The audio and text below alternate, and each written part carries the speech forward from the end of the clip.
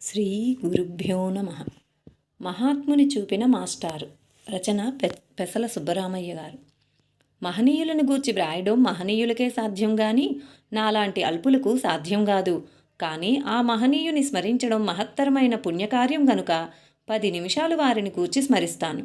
చిన్ననాటి నుండి నాకు దైవచింతన ఉన్నా అది కాలేజీ చదువుల ప్రభావంతో బాగా మరుగున పడిపోయింది. 1975 నాటికి తినడం ఆడటమే నా లక్ష్యాలుగా సాగుతున్న రోజులవి. వాలీబాల్, బ్యాడ్మింటన్ చిన్నపిల్లల్లాగా నిరంతరం ఆడుతుండే రోజులు. బొత్తిగా దైవచింతనే లేదు. అట్టి నా ఎడారి జీవితంలో మాస్టర్ గారు ప్రవేశించి నా జీవితాన్ని నందనోద్యానవనంగా మార్చిన శుభ సమయం అది. కలిచేడులో గీతాపారాయణ సప్తాహానికి వచ్చి ఉపన్యసిస్తున్నారు మాస్టర్ గారు. వారి ఉపన్యాసంలోని ప్రతి వాక్యము నన్ను ఉత్తేజితుని చేసి నిద్ర మేల్కొల్పినది. దేవునివునికి అతి సులభంగా అనుభవైద్యమని ఛాలెంజింగ్గా వారు చెబుతుంటే నాకు దిక్కు తోచలేదు. మాస్టర్ గారికి నా మొదటి ప్రశ్న, అంతా భగవంతుడే అయితే టెంకాయ అరటిపండ్లు కూడా ఆయనే కదా, మరి ఆయనకు తినబెట్టడం ఏమిటి? మాస్టర్ గారు ఎంత విపులీకరించి చెప్పినా నా ఆత్మకు సమాధానపడలేదు. ఆ విషయం గుర్తించిన మాస్టర్ గారు, నీ ప్రశ్నకు సమాధానం కావాలని నీవు హృదయపూర్వకంగా కోరుకునేటట్లయితే నే చెప్పే మహాత్ములను దర్శించు, నీకు సంతృప్తికరమైన సమాధానం లభిస్తుందని సెలవిచ్చారు. వాకాడులో యజ్ఞం చేయించిన నారాయణ మహారాజ్, 2 బాలయోగి గారు, 3 అవధూత వెంకయ్య స్వామివారు, 4 రంగన్నబాబు గారు, 5 పూండీ స్వామి, 6 చివటం అమ్మ వారి అడ్రస్సులతో సహా ఇచ్చి చేతనైతే ప్రయత్నించమన్నారు. నా ఎడారి జీవితానికి స్వస్తివాక్యం పలికాను. వెంటనే వాకాడులో నారాయణ మహారాజు గారిని దర్శించాను. నాకెలాంటి అనుభూతి కలగలేదు. కానీ మాస్టర్ గారిని వారింట్లో దర్శించాను. అప్పటి నా మానసిక పరిస్థితి ఇలాంటిదని చెప్పలేను. సమావేశమైన 100 మందిలో నాకు ఆనంద బాష్పాలు సంతతధారగా కారిపోతున్నవి. వాటిని ఆపుకోవడానికి నే చేసే ప్రయత్నం విఫలమైంది. మాస్టర్ గారికి వెనుకనున్న గదిలోకి నేరుగా వెళ్ళి అక్కడున్న ఒక ట్రేలో నా దగ్గరున్న బియ్యం పోసి వారి ముందుంచి నమస్కారం కూడా చేయకుండా వచ్చేశాను. కన్నీళ్లు మాత్రం ఆగడం లేదు. అలా ఎందుకైందో నాకే తెలీదు. అది మొదలుకొని వారానికి ఒకసారి వారిని దర్శించేవాణ్ణి. వచ్చిన విజిటర్స్ అడిగిన ప్రశ్నలకు మాస్టర్ గారి సమాధానాలే నాకు దివ్యోపదేశాలు. నేను ప్రశ్న వేయలేను, వారి దగ్గరికి వెళ్లకుండా ఉండలేను. ఎన్నో విషయాలు అడగాలని ఇంటి దగ్గరకు అనుకుంటాను, కానీ ఒక్క విషయమూ అడగలేను. ఒక్కొక్కసారి ప్రశ్నలన్నీ వ్రాసుకునేవాణ్ణి. చిత్రంగా వాటిలో చాలా ప్రశ్నలకు మాస్టర్ గారు ఇతరులతో మాట్లాడే మాటల్లోనే సమాధానాలు దొరికేవి. ఇంకా మిగిలి ఉంటే ఆ ప్రశ్నలకు అక్కడ నా చేతిలో దొరికిన పుస్తకాలు తెరవగానే సమాధానాలు దొరికేవి. ఒకరోజు మాస్టర్ గారు తన చాప సర్దుతూ రమణవాణి పత్రిక నా పైకి విసిరేశారు. అంతవరకు అంతుతేలని ప్రశ్నకు అందులో రమణుని వాక్యంగా సమాధానం ఉన్నది. ఆ రోజుల్లో ముఖ్యంగా వారిలో నన్ను ఆకర్షించిన విశేషాలు. వారి అద్భుత జ్ఞానపటిమ. ఏ కాలేజీ ప్రొఫెసర్లు కూడా వివరించలేనన్ని, సేకరించలేనన్ని అద్భుతమైన విషయాల నిధిగా భాషించేవారు. సైకోట్రానిక్స్ దగ్గర నుండి రష్యాలో ఆధ్యాత్మిక పరిశోధన వగైరా విషయాలు వారెలా సేకరించగలిగారన్నది నాకు ఒక అద్భుతం. ఇంతమంది వారిని దర్శిస్తుంటే వారందరి ఎడలా వారికి గల హృదయపూర్వకమైన ప్రేమ, వారి ప్రేమ మాటల్లో గాక ఆచరణలో వ్యక్తమవడం గొప్ప విశేషం. దేవుని పూజించటంలో సాంప్రదాయాన్ని అంటిపెట్టుకుని అందరికీ ఇబ్బంది కలిగించకపోవటం మరొక గొప్ప విశేషం. భజన కాకముందే సత్సంగం మధ్యలో కొత్తపాలెం వాళ్ళు బస్సుకు వెళ్ళాలంటే సంతోషంగా బాబాకు నైవేద్యం ఆరతి చేసి వాళ్లకు ప్రసాదమిచ్చి పంపేవారు. అది నాకెంతో బాగా నచ్చింది. ఏదో ఒక పురాతన పద్ధతిని అంటిపెట్టుకుని అందరినీ ఇబ్బంది పెట్టడం నాకెప్పుడూ గిట్టదు. కనుక మాస్టరు గారి పద్ధతి సంతోషదాయకంగా ఉంది. దూరపు అతిథులకు భోజనాలు ఏర్పాటు చేసి సొంత బంధువుల కంటే మిన్నగా ఆయన ఆదరిస్తున్నారు. ఎన్ని జన్మలెత్తినా వీరిలాగా ప్రేమతో మనం వచ్చిన వారికి అన్నం పెట్టగలమా? అంత వ్యయాన్ని భరించగలమా? అసలు మన అన్నపానీయాల గురించి వారు శ్రద్ధ వహించవలసిన అవసరం ఏమిటి? నిజమైన ప్రేమ కార్యరూపం దాల్చింది. తన దక్షిణ డబ్బుతో హోమియోపతి డాక్టర్ను మెయింటైన్ చేస్తూ ఉచిత వైద్య సహాయం చేయిస్తున్నారు. ఒక్క వ్యక్తి తన త్యాగం అనే సాధనా సంపత్తిలో సాధించిన లోకహిత కార్యం ఎంతో గొప్పది. ఆ రోజుల్లో వారికి అతి సన్నిహితంగా ఉన్నవారు మాస్టర్ గారికి జబ్బులు నయం చేయగల గొప్ప మహిమలున్నాయని చెప్పుకునేవారు.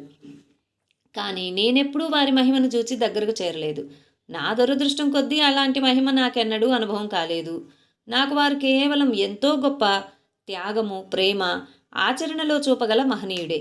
వారు నాపై చూపే ప్రేమకే నేనెప్పుడూ వారికి బందీనై ఉన్నాను. వారికి ఇష్టాయిష్టాలు ఉన్నట్లే తోచదు. మనం ఎట్లా చెబితే అట్లాగేనంటారు. ఒకరోజు తాటాకు దడి కడుతున్నాం. మీరు సలహా చెప్పమని అడిగాను. మీరెట్లా చేస్తే అట్లాగే బాగుంటుంది, దానికేముందన్నారు. నేనైతే చస్తే అలా చెప్పను.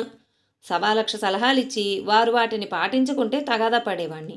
ఇలాంటివి అనేకం చూచాక జీవితంలో శాంతికి అదే నిజమైన మార్గమని అనేక విషయాల్లో వారిని అనుసరించ చూస్తాను. కానీ జన్మ జన్మలుగా ఆర్జించిన ఇష్టాయిష్టాలు ఒక్క పట్టాన వీడవు గదా. నిర్విరామంగా కృషి చేయడంలో వారికి వారే సాటి. 3 రోజులుగా 104 డిగ్రీల జ్వరం, అన్నం లేదు. బిఈడి కాలేజీలో ఆస్తి నాస్తి అనే అంశంపై 3 గంటలు నిల్చొని ఉపన్యసించి ఇంటికి వచ్చాక 2 గంటల సేపు మనలోకం లేకుండా కూర్చుండిపోయారు. ఒకరోజు వారి పుట్టినరోజు పండుగ. అందరము మేలుకొని భజన నామ సంకీర్తన చేస్తున్నాము. తెల్లవార్లు మాతోనే కూర్చొని ఉన్నారు. కానీ కనీసం 15 సార్లైనా ఇంట్లోకి వెళ్ళి వచ్చుంటారు. తెల్లవారి తెలిసింది వారికి రక్తభేదులని. అంతటి పరిస్థితిలో తెల్లవార్లు వారు మాతోట ఎలా కూర్చోగలిగారు? వచ్చిన ఎడల వారికున్న ప్రేమే వారిని అలా కూర్చోపెట్టింది. మిన్ను విరిగి మీద పడ్డా కోప్పడటం, చికాకు పడటం ఎన్నడూ చూడలేదు. విద్యానగర్ గలాటాలలో బండబూతులు తిడుతున్నాడు ప్రత్యర్థి. నే చెప్పేది వినవేమయ్యా అంటారే గాని ముఖం తప్పించి పక్కకు కూడా రారు. సత్సంగ హాల్లో సాయి పటాన్ని ఒక దుండగుడు కాలుతో తన్నాడు. వారి ముఖ కవళికలు కించిత్తైనా మారలేదు. అమ్మ బాబోయ్, నేనా దుండగునితో కలబడ్డాను. తర్వాత ఆలోచిస్తే వారి నిగ్రహ శక్తి మనకెన్ని జన్మలకొస్తుంది అనిపించింది. అంత పెద్ద ఘోరాతి ఘోరంగా విద్యానగర్ గలాటాలు జరుగుతుంటే మాస్టర్ గారే దామోదర్ని మందు పెట్టి చంపించారని మాకందరికీ అసలు నిద్ర పట్టడం లేదు. మాస్టర్ గారు తాపీగా హాయిగా నిద్రపోతున్నారు. మనసు ఏ మాత్రం కలత చెందినా అలా నిద్రపోగలమా? ఈ విషయమై వెంకటగిరిలో అందరూ సమావేశమై కమెండోకు ప్రతిగా మనం ఒక కరపత్రం వేయాలని గోలగోలగా ప్రసంగించుకున్నారు. మాస్టర్ గారు అంతా విని, బైబిల్లో క్రీస్తును బంధించకముందు పీటర్తో నీవు నన్ను పట్టిస్తావురా అని చెబుతాడు. ఆ కథ చెప్పి అందరూ మంచం చుట్టూ చర్చించుకుంటుంటే హాయిగా నిద్రపోయారు. 20 నిమిషాల చర్చ అనంతరం అందరూ వారిని చూచి, ఒరేయ్, మనం మనసులు పాడు చేసుకోవడం తప్ప వారికి చీమ గుట్టినట్లు కూడా లేదు. వారికి నిద్రాభంగం, పదండి అని వారిని ఏకాంతంగా వదిలేశారు. అలా మనం నిద్రించగలమా? అలాంటి ప్రశాంతత ఉండాలంటే వారి అంతరంగం ఎలా ఉండాలో యోచించుకుంటే మన స్వల్ప బుద్ధులు, వారిని తప్పుపట్టే మన తప్పుడు స్వభావాలు కొంతైనా అర్థమవుతాయి. నా మిత్రునికొకనికి మాస్టర్ గారు ఆనందానుభూతి ప్రసాదించాలని చెప్పుకొచ్చాడు. కానీ అది అతని స్వంత అనుభవం. అది నా మిత్రుడు సాధనతో అలాంటి అర్హత సాధించాడు కాబోలు, వానికి అది అనుభవమైంది. కానీ నేను మాసిన గడ్డం లాంటి వ్యక్తిని, నాకెన్నడూ అలాంటి అనుభవాలు లేవు. మాస్టర్ గారంటే ఘన వజ్రాల వర్తకుడని నా నిర్ణయం. కారణం, శ్రీ వెంకయ్యస్వామి వారు అనామకుడిగా 2వ కంటికి తెలియకుండా ఉన్న రోజుల్లో తొలిచూపులోనే వారి స్థితి అంచనా వేసి వారిని సావనీరుకెక్కించి చదువుకున్న వారినందరినీ వారి దర్శనార్థం తండోపతండాలుగా తోలిన ఘనత వారికే దక్కుతుంది. ఎంతో ప్రేమతో 1 సంవత్సరం పైగా నన్ను ఒత్తిడి చేసి స్వామి దర్శనార్థం పంపి సాటిలేని సద్గురుడు మన ఇంటిలోనే ఉన్నారని తెలిపిన పుణ్యమూర్తి మాస్టర్. అందుకే నేను వారికి ఆజన్మాంతం రుణపడి ఉన్నాను. మాస్టర్ గారు నాకు దొరకడం ఒక దైవలీల. లేకుంటే రంగన్నబాబు గారు, పూండీస్వామి, చివటం అమ్మగారు, జిల్లేళ్ల మూడమ్మ, హైదరాబాదు నాంపల్లి స్టేషన్ స్వామి, కర్నూలు రామిరెడ్డి తాత వంటి మహనీయులను దర్శించడమే కాకుండా ప్రతి వారి దగ్గర ప్రత్యేకమైన ఆశీస్సులు అనుభవం కాకుండా జరగదు. కర్నూలులో కంచి పెద్ద స్వామి దర్శనార్థం వెళ్ళినప్పుడు అందరికీ దర్శనమైపోయింది. ఎవ్వరూ లేరు. రేపు గాని నాకు దర్శనం లేదు. ఆర్తితో సాయిని స్మరిస్తూ వారి రూముకి ఎదురుగా కూర్చున్నాను. 20 నిమిషాల్లో ఎవరి పిలుపు లేకుండా తలుపు తీసుకుని బయటకు వచ్చి 1 గంట సేపు వారి దర్శనం ప్రసాదించారు. ఇట్టి ప్రత్యేక కృపకు మాస్టర్ గారే మూల పురుషులు. అలా సాయిని స్మరిస్తే మహనీయుల దర్శనం లభిస్తుందనే సూత్రం తెలిపిన మహనీయుడు మాస్టర్ గారే కదా. ఆయన గర్వమంటే ఏమిటో కూడా తెలియనివారు. మా స్కూలు నుండి మాస్టర్ గారి దర్శనార్థం 10 మంది చిన్న చిన్న విద్యార్థులొస్తే వారితో 2 గంటల సేపు విడవకుండా మాట్లాడారు. వారితో వారేం మాట్లాడారో, 2 గంటల కాలం ఎలా గడిచిందో చిత్రంగా ఉంది. వారికున్న ఆత్మజ్ఞానాన్ని నటుంచి శాస్త్ర పరిజ్ఞానంలో 1000 వంతున్న మనం ఎంత గొప్పగా ఫోజు పెడతామో, అలాంటి చిన్నారులతో అంతసేపు ఆత్మీయంగా వారి స్థాయిలో మాట్లాడతామా? వారికి ఉండే ఎంతో పని ఒత్తిడిలో కూడా ఆ చిన్నారులు అడిగే ప్రశ్నలన్నింటికీ సమాధానాలు చెబుతూ వారికి ఆసక్తికరమైన భగవంతుని విషయాలు చెప్పారంటే వారికెంత ప్రేమో తెలిసింది. బాబా ద్వారా అందరూ మేలు పొందాలని మారుమూల గ్రామాలకు కూడా కాలినడకను వెళ్ళేవారు. అంతటి శ్రమ కోర్చాలంటే సాటి మానవులపై వారికెంతటి ప్రేమో ఆలోచించాలి. ఈనాటికి రాత్రి పగలు నిద్ర లేకుండా నిర్విరామంగా పుస్తకాలు చదవడం, వ్రాయడంలో అంత శ్రమ చేయవలసిన అవసరం ఏమిటో, నిరంతరం తన చెంతన చేరే వారితో వేళకు అన్నపానీయాలు కూడా మానుకొని సత్సంగాలు చేయడం ఎందుకో, అందరూ దివ్యానుభవాలు పొందాలనే వారి తపన. ఇతరుల కోసం వారు చేసే శ్రమలో కోటిలో ఒక వంతైనా చేయగలిగిన మన జన్మలు ధన్యమవుతాయి. కూరలో అన్నం తగు పాళ్లలో కలిపినప్పుడు ఎంతో రుచిగా ఉంటుంది. కానీ ఆ కూరలో వేసిన వస్తువులను విడమర్చి పదార్థం ఇంతింత అని వ్రాయబోతే ఆ రుచి వస్తుందా, తెలుస్తుందా? అలాంటిదే మాస్టర్ గారి విషయం. వారితో సాంగత్యం మధురమైన అనుభవం. అనుభవించాలే గాని విడమర్చి వ్రాయడం సాధ్యం కాదు. వారు తన బిడ్డలకిచ్చే శిక్షణ మనకందరికీ నేర్పుకోదగ్గ శిక్షణే. ఏమరపాటు లేకుండా చదువుల పట్ల ఎంత శ్రద్ధ వహిస్తారో మనము మన బిడ్డల ఎడల అలా శ్రద్ధ వహించగలుగుతున్నామా? అలాంటి ఉత్తమ శిక్షణనిచ్చే సత్సంగాలు చేసి సంఘానికి అందించడమే వారు చేయుచున్న మరొక నిష్కామ కర్మ. అంతటి రుగ్మతలో కూడా అమ్మగారి చేత నిర్విరామంగా వ్యాసరచన, ప్రూఫ్ రీడింగ్ వంటి సత్కర్మలు చేయిస్తున్నారంటే అది అందరికీ సాధ్యమా? కర్మయోగం అంటే మాటలు కాదని, పుస్తకాలు చదివి వ్యాసాలు వ్రాయడం మాత్రమే కాదని, దానికి సరైన అర్థం తెలుసుకొని ఆచరించడమేనని మాస్టర్ గారిని చూచి నేర్చుకోవాలి. చివరి మాట, వీటన్నింటికంటే వారి దివ్య సన్నిధి నాలో నిద్రాణంగా ఉండే శాంతి నాకు అనుభవమయ్యేలా చేస్తుంది. నేను వారిని దర్శించిన తర్వాత ఒక వారం 10 రోజుల పాటు చాలా ప్రశాంతంగా ఉంటాను. క్రమేణా మామూలు మనిషినైపోతాను. కోపతాపాలు నాలో చోటు చేసుకుంటాయి. వారిని దర్శించాక నాలో కలిగే ఈ మార్పు నా భార్య నాకంటే బాగా గుర్తించగలుగుతుంది. అందుకే వారిని హమేషా దర్శించాలని ఉబలాటం. కానీ సాయినాథుడు నాకట్టి భాగ్యం కలిగించలేదు. మాస్టర్ గారికి ఎప్పుడూ పర్యటనలే.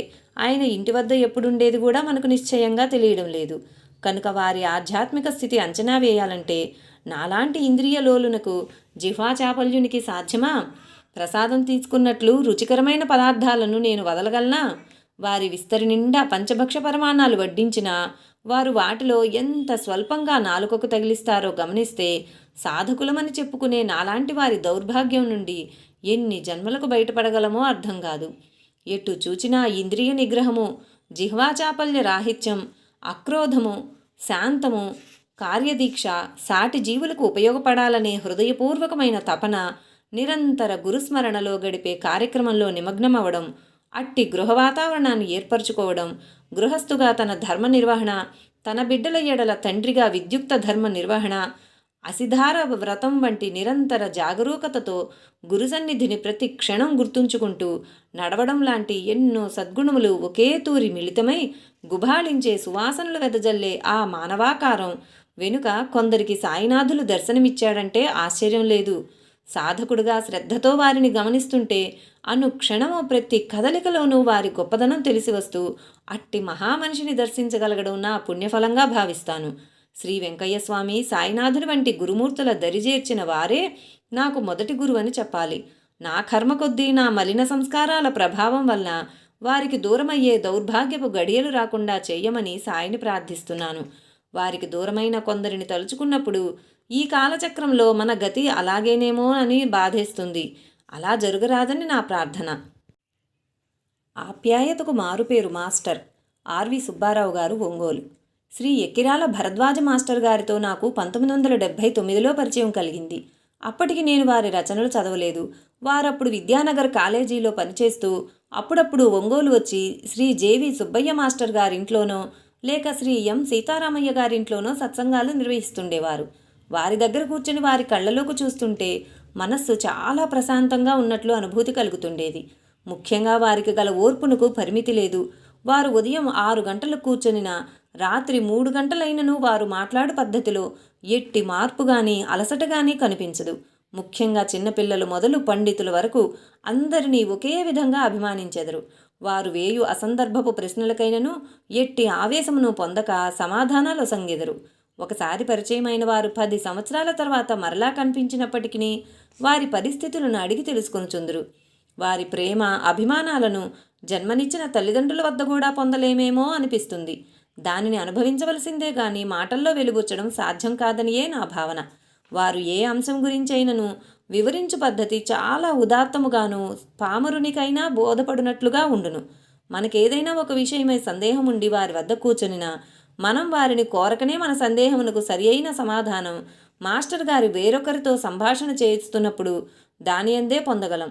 3 సంవత్సరాల క్రితం ఒకసారి మేము కొందరం బస్సులో మాస్టర్ గారితో కలిసి నంద్యాలకు వెళ్ళి అచ్చటి నుండి కర్నూలు నందు ఒక ఔలియా అనగా సిద్ధపురుషుడు ఉన్నారు, చూసి రమ్మని మాస్టర్ గారు చెప్పగా మేము అక్కడికి వెళ్ళాము. సహజంగా ఆ ఔలియా గారు ఎక్కడికి వెళ్ళక ఒక ప్రదేశం నందే కూర్చొనిదరట. కానీ వెళ్ళి వారి కొరకు విచారించగా ఎవరిని అడిగినను ప్రతివారు ఇక్కడే చూచితమని చెప్పువారే. కానీ వారి కోసం మేము 2 గంటలు ప్రయత్నించినను కనిపించలేదు. చివరకు సాయంత్రం 5:30 గంటలకు శ్రీ మాస్టర్ గారు వచ్చినారని తెలిసి మేము వారి వద్దకు బయలుదేరగానే ఒకరు అరుగో ఔలియా గారు ఇక్కడే ఉన్నారని కబురు తెచ్చిరి. అప్పుడు పొందిన అనుభూతి పొందిన వారికి మాత్రమే బోధపడగలదు. దానిని ప్రకటించుట అలవి కాదని నా భావన. వారి సాంగత్యం వలన మనస్సునకు ఎట్టి క్లిష్ట పరిస్థితి ఎందైనను పరితాపం అనుభవం కాదు. మాస్టర్ గారిని ఎప్పుడు చూచినా ఏదో వ్రాస్తూనో ఎవరితోనో మాట్లాడుతూనో లేక ఏదైనా రచనకు ఉపయోగించు గ్రంథపఠనం చేస్తూనో కనిపిస్తారు. వారు ఉపయోగించు ఆసనం ఒక చాప, ఒక తలగడ మాత్రమే. వారు త్రికరణ శుద్ధిగా నమ్మిన సిద్ధాంతమునకు మాత్రమే బద్ధులై ఉందురు గాని ఏ విషయమందైనను రాజీపడు విధానం లేదు. వారు చేయు రచనలన్నీయు వారు స్వయంగా అనుభవించి వ్రాయిచున్నట్లు ఉండి చదువరులకు ఒక విధముగా తన్మయత్వం కలుగునని నా భావన. ఉదాహరణకు వారు రాసిన శ్రీసాయి లీలామృతం చదివిన ప్రతి వారికి వారు నిజంగా బాబాను ప్రత్యక్షంగా దర్శించి వ్రాసారేమో అని అనిపిస్తుంది.